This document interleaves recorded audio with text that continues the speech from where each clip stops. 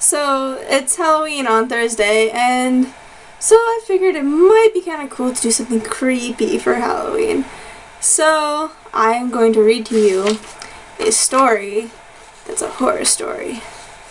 And no, I do not have psychological problems, so please don't think that, but anyway, here we go. It was dark and rainy out. Anyone in their right mind would be driving to where they need to go or just stay home.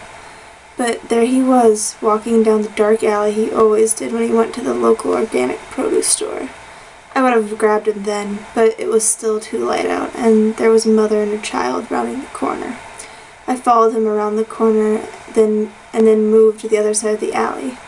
I didn't know what was going to happen, but I knew that tonight was the night I was going to kidnap the first person in my file. I spent most of my time looking over my file while I was waiting for him to make his journey home. But there were some times when my mind wandered to the more sinister parts. I imagined all the things I would do to each of my victims. I caught sight of his pretty little hair turning and walking in my direction. I got out of my car casually, or as casually as I could with a bat up my sleeve. I walked past him as he gave me a friendly hello.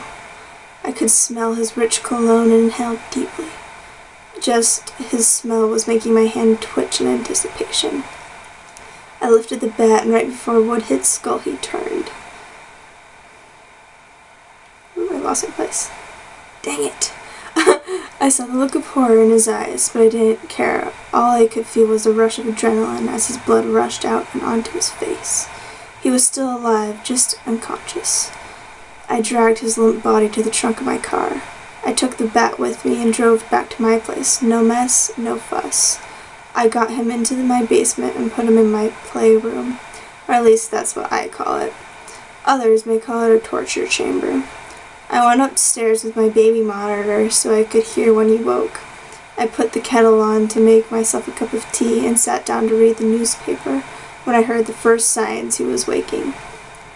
I turned the monitor off and grabbed my tea and walked down to the basement. Well, I'm glad to see you're waking up. People are always more fun when they're awake, I said in a cool tone. Ow, god damn it, what the frick did you do to me? He said with anger and confusion in his voice. Well, I hit you with a bat to knock you out, and now we're going to have some fun, I said with a smile. You won't get away with this. People will notice I'm missing, he screamed, the look of panic in his eyes. Oh, I know. That's my plan. They'll know you're missing, so they'll come looking. Maybe they'll even think you're dead, and then the whole community will come for your service, and I'll deliver your severed head to them. I smiled. A cool, cold smile. The look on his face was one of complete horror. He said no more, just sat back on one of the walls and curled up in the fetal position. I had this extreme sense of power then. I felt as though I could just waltz up and get the next on my list, but it wasn't time. I still had my first little canary to deal with. I made him his meal and gave it to him. I didn't look to see if he ate it, because I honestly didn't care if he lived or died. He was going to end up dead anyway. I walked back upstairs and drew myself a bubble bath, and put on some classical music and poured myself a glass of champagne. I put my monitor back on and fell asleep to the soothing sounds of his sobs. So, there's my spooky story for you guys for Halloween. If you liked it, comment, link, I don't know, do whatever, thumbs up, you know, that thing. If you want more, maybe I can write more, I don't know, we'll see what happens.